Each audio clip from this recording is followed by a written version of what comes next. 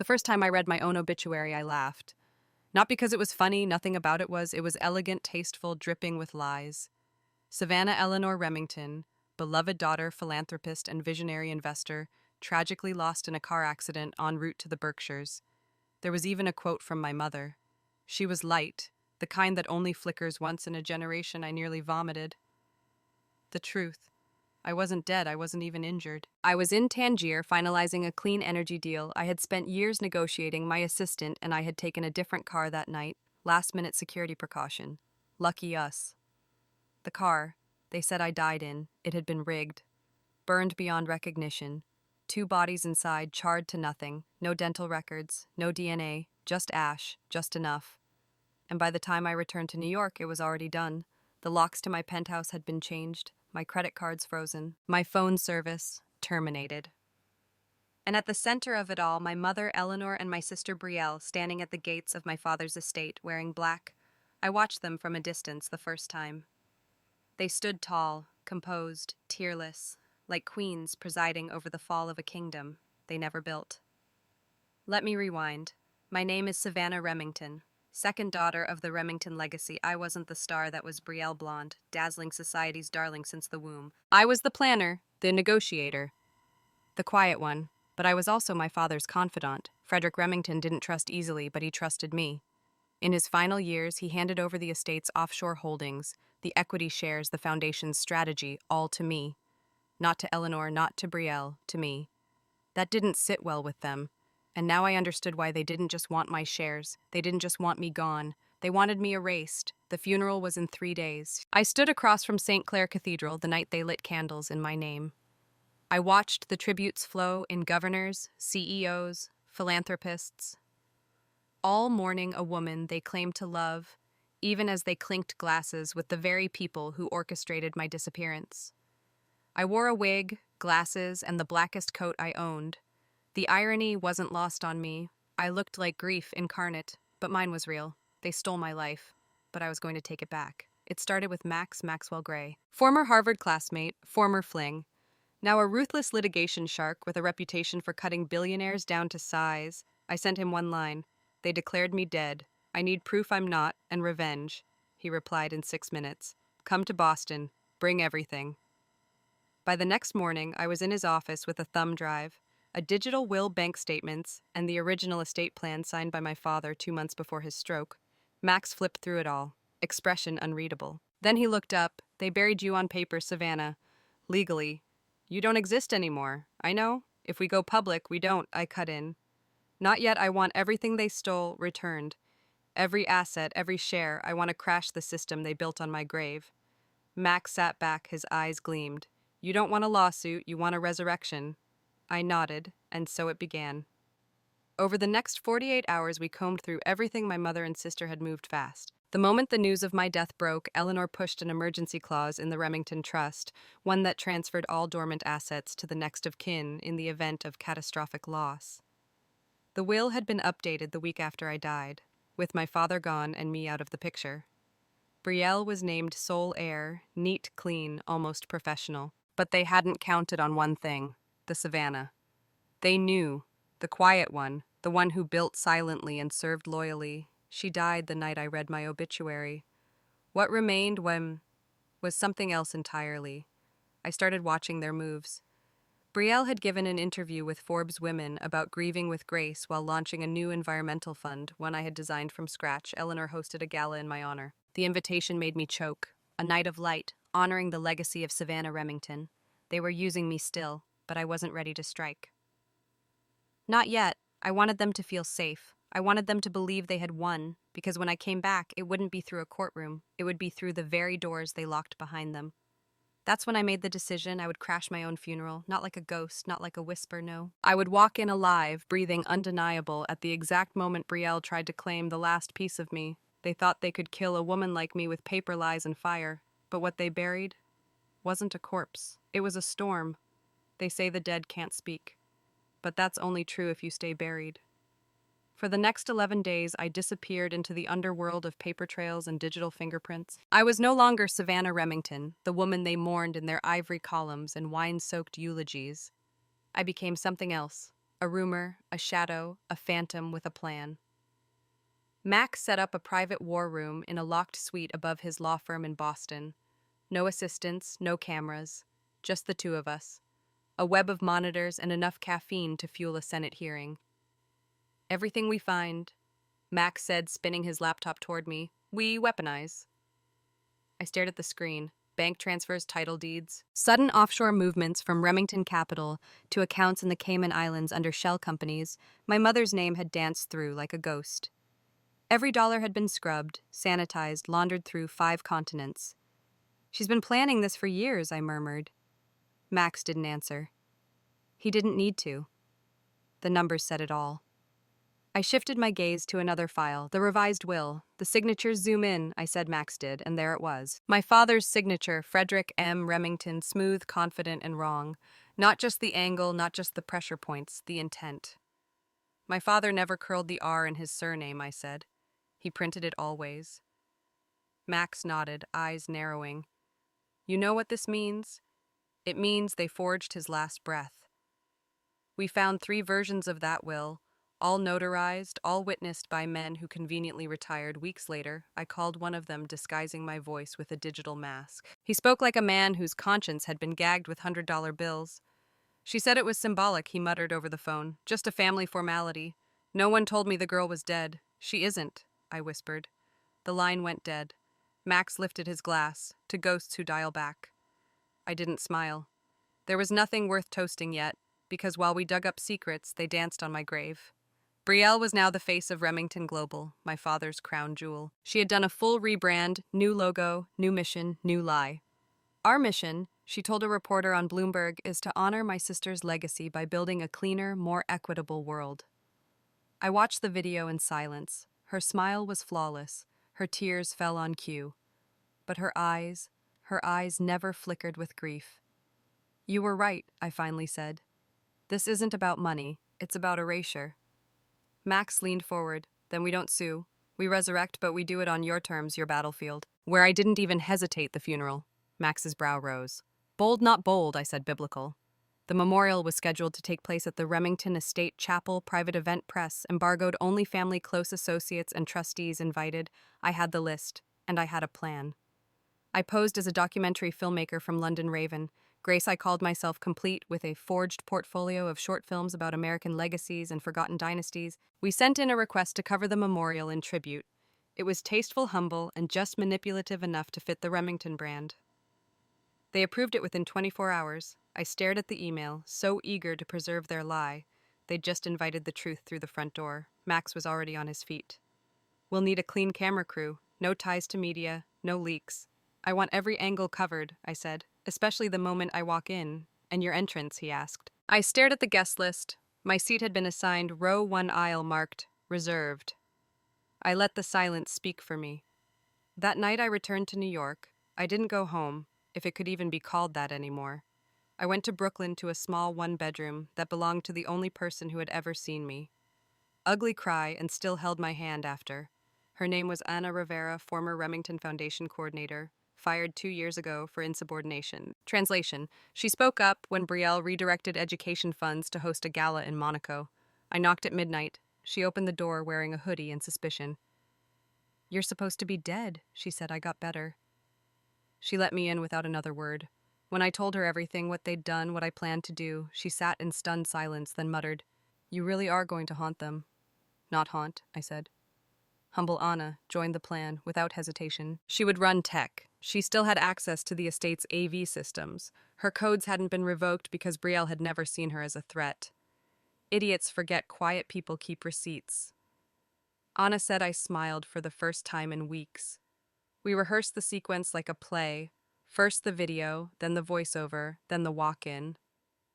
Anna would time it with the eulogy right as Eleanor or Betrayal stood to honor my life. Max coordinated with the judge behind the scenes, an ally of my father's, who issued a sealed injunction to be unsealed only when I confirmed my appearance at the memorial. It contained everything: forged documents, suspicious transfers, fraudulent filings, proof. And just in case they tried to spin it, I recorded a message, a short one, a bomb wrapped in calm. If you're seeing this, it means I'm supposed to be dead, but I'm not. I'm very much alive, and now so is the truth. We uploaded it to a drive, backed it up across 4 continents, and programmed it to auto-stream to every major news network if anything happened to me again. No second funeral, no second chance. 2 nights before the memorial, I stood in front of a mirror holding the black dress I would wear, the same one they said I was buried in. I slipped it on. It fit like vengeance. And in the quiet of Anna's apartment, as rain tapped against the windows like cautious fingers, I whispered the words I hadn't dared to say out loud before. You buried me with your lies.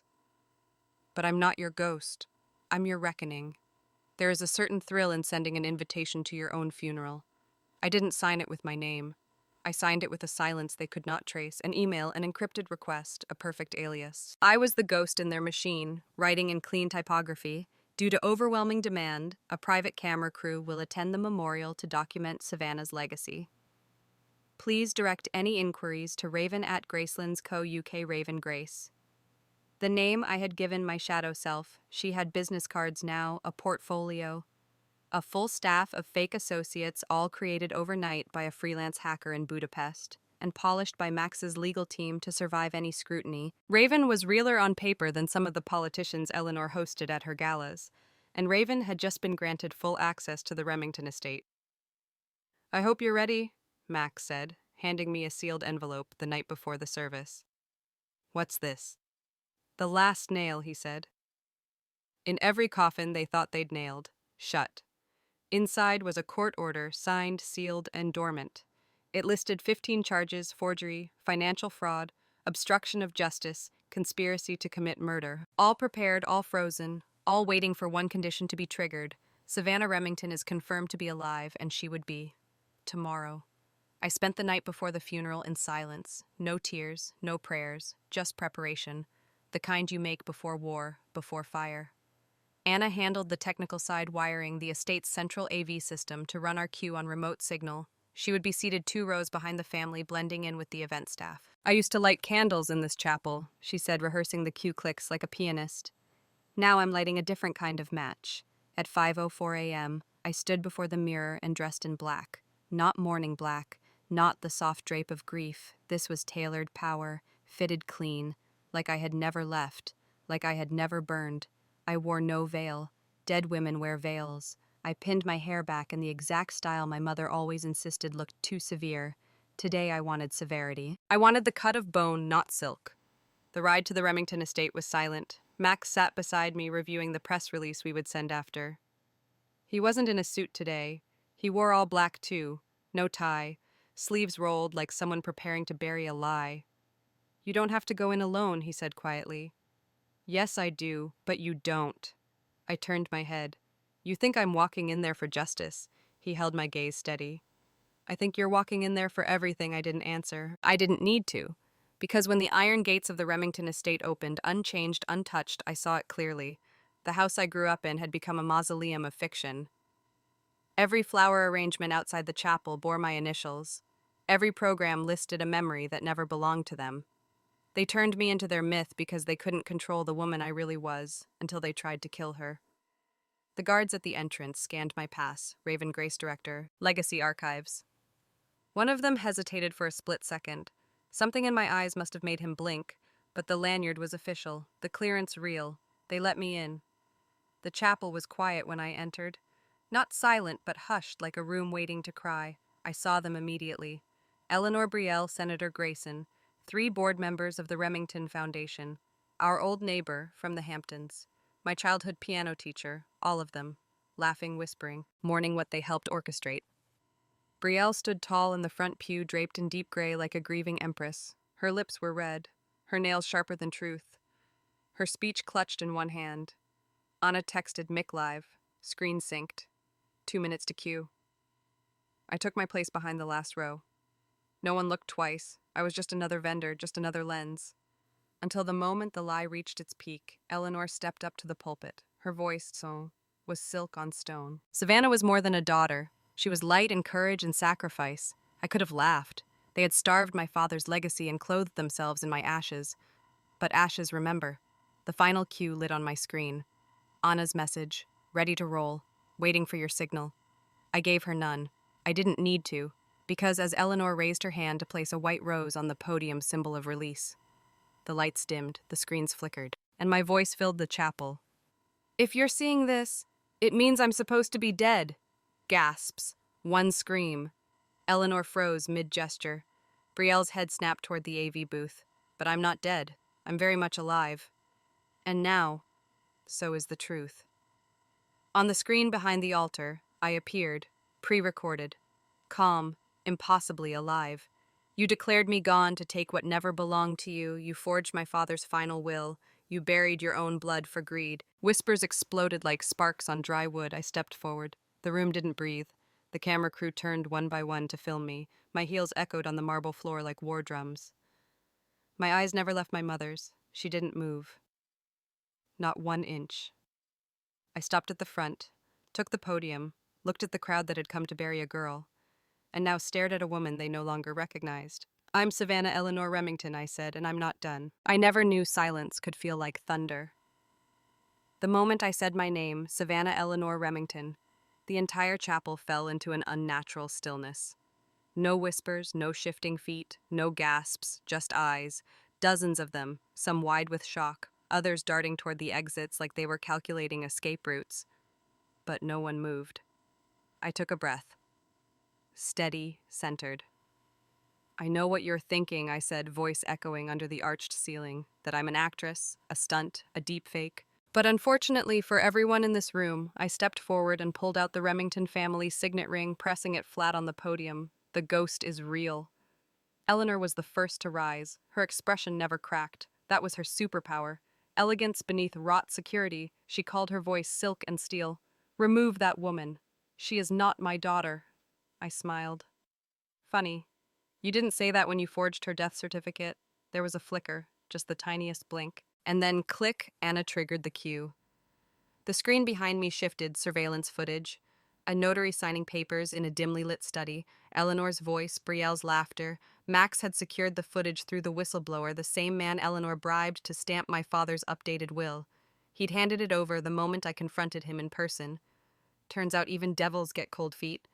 Gasps rippled through the room. Eleanor didn't blink this time. She turned slowly to Brielle. "You were supposed to destroy that, and that was the moment the room knew. This wasn't performance, this was war." I raised my voice. "For the past 6 weeks, my mother and sister have paraded my death around as a grieving circus. But what they really mourned was their inability to control me." A sharp intake of breath. I saw Senator Grayson shift in his seat. "They faked documents, forged wills, moved millions into shell accounts. And just so we're all clear," I held up the folder Max gave me, "this isn't speculation. This is evidence signed, witnessed, and ready for the federal court." I didn't throw it at anyone. I simply placed it on the edge of the podium like a gift no one wanted to open. From the back of the room, Max finally stepped in. "Your Honor," he said loudly, and half the crowd turned to see the retired judge, Judge Alma Rowan, standing beside him. Effective immediately, she announced, opening a sealed folder. "I am unsealing an injunction filed under emergency circumstances substantiated by live testimony and verified identity. Savannah Eleanor Remington is alive. Her legal status is reinstated. And this case," she looked directly at Eleanor, "is no longer just about inheritance. It's about intent." Eleanor sank back into her chair. Still no words, still no emotion. But Brielle broke. "How are you even here?" she shouted, voice cracking under the weight of losing control. "We checked. We burned the car you were supposed to." She stopped herself too late. People gasped. Phones were already recording. I turned to her slowly.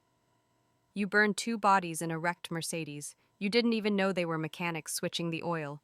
You tried to kill your own sister and got 2 strangers instead. And just like that, the air went razor thin, 2 lives erased. For a bank transfer and a vacant crown. You thought I wouldn't survive, but I did. And I didn't come back to fight you." Brielle blinked. "Then why I stepped down from the podium? I came back to own you." Anna sent the final cue. On the screen, a time-stamped video played, me days after the accident in Tangier.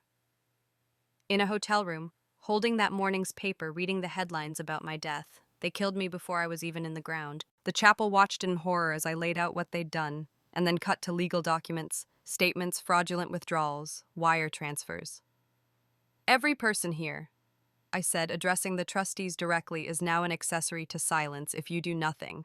This isn't a scandal, it's a criminal conspiracy. But I'm giving you one chance to sever yourselves from their rot and restore what was mine." One of the board members stood immediately, another followed, then a third. Only silence came from the front pew where Eleanor sat frozen in the ruin of her power. I turned to face her. "You buried a daughter and planted a dynasty on her grave." Still, she said nothing. So I leaned in, and now I'm taking it back. I walked out before the guards even reached me. Max trailed behind, calm as ever. At the chapel doors, he turned to me. "You just undid decades of legacy in 20 minutes. No," I replied. They did that the moment they thought no one was watching. We stepped into the daylight. Paparazzi already swarmed the gates. Reporters screamed questions. Is it really her? Was this a setup? Is Savannah Remington alive? I paused at the steps and turned to the cameras. "I'm not just alive," I said into the flashes. "I remember everything they say when you come back from the dead. Nothing tastes the same. Coffee is bitter. Bread is hollow. The air itself feels like a borrowed breath. But the day I stood in the courthouse alive, untouchable, undeniable, I tasted something else entirely. Victory, not the loud kind, not the gloating, fire-breathing revenge people expect from movies. No. Mine was quieter. I didn't walk into that courtroom to scream. I walked in with evidence, with precision, with names and numbers and receipts. The devil himself would be scared to misfile Eleanor Remington. My mother sat across from me, dressed in navy silk and rehearsed grief. Her team of attorneys lined the table like soldiers without guns, but they had no war left to fight. Not after the judge reviewed our file. Forgery, fraud, conspiracy to commit murder. Misappropriation of family funds. Unlawful claim to inheritance, a tidy little list. Enough to ruin dynasties. Enough to shatter what remained of the Remington name. Brielle didn't even show. She'd fled the country 2 days earlier. Interpol had already flagged her last known travel alias. She always did prefer first-class escapes to second chances. The judge read aloud the findings like an obituary. Savannah Eleanor Remington is legally and medically alive. The previous declaration of death is nullified. All transferred assets, titles, and holdings immediately frozen pending full restitution. And then the words that made the walls feel like they were listening. The estate is hereby restored to its original heir. I didn't cry, I didn't flinch, I didn't even blink. I simply signed the papers, 39 documents, one stroke at a time. I was no longer the ghost.